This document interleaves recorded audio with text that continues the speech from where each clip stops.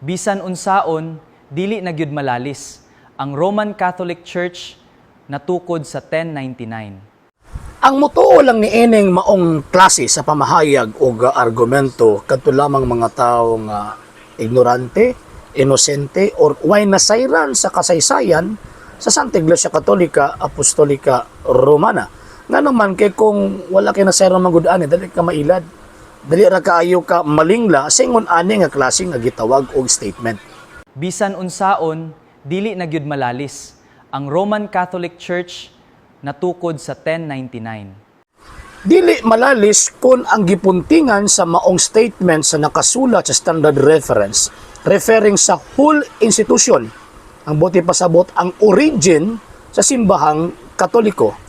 Ang pagsulti nga ang Iglesia Katolika natukod ni atong 1099 dito sa Jerusalem, dili na referring sa whole institution, kundi referring kana sa particular patriarchate nga kaniadto wala sa Jerusalem apan gibutang kini tungod sa hinungdan nga klaro na ang separation of the Church of the East and the Church of the West. So kana pagpadayag nga diin ang Santo Papa gimbut-an niya nga butangan o hierarchical o structural based ang maong gitawag og Jerusalem kay pagpadayag nga diin kinahanglan mag-exist ang Latin Church dito sa ang nagdominar mao ang mga Eastern churches.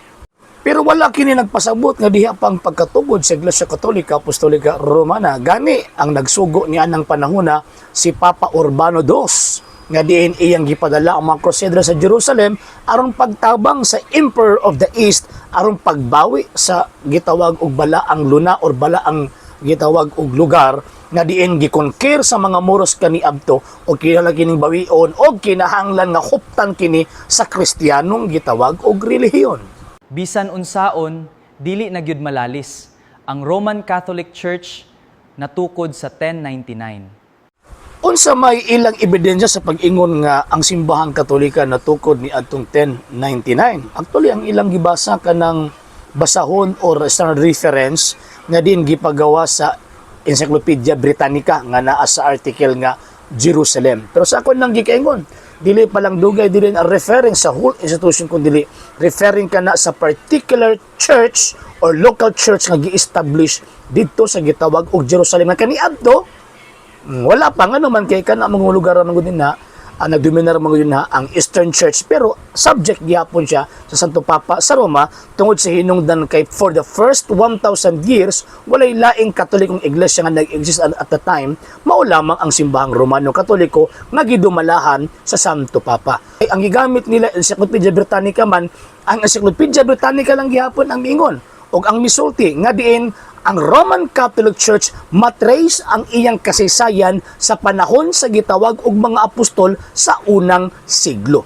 Nya dili biya magkasumpaki ang Encyclopedia Britannica siyang galingon nga niingon siya 1099 na tukod, nya niingon na pud siya nga first century naa na ang Iglesia Katolika Apostolika Romana. Dili man nagsumpaki in the sense nga ang whole institution nagsugod siya sa tuig pa sa mga apostol.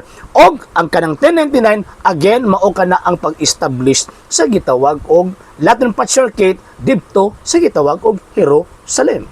Bisan unsaon, dili na gyud malalis ang Roman Catholic Church natukod sa 1099. Mao na sa akong giingon nga inosente ignorante lang ang mga taong mailad ni ining maong mga tawhana sa hinungdan nga kanang mga dokumento or mga libro nga ilang gipangkot, gibasa nila nga wala sila insaktong comprehension at the same time wala sila gitawag og complete information concerning sa history sa iglesyang gitukod ni Kristo for the first 1,500 years. Man nandita pailad kay tungod kining mga tawhana ang mga mangingilad kaniadto magbitin apan karon nagbitbit ng Biblia pareha ni ining maong mga tawhana.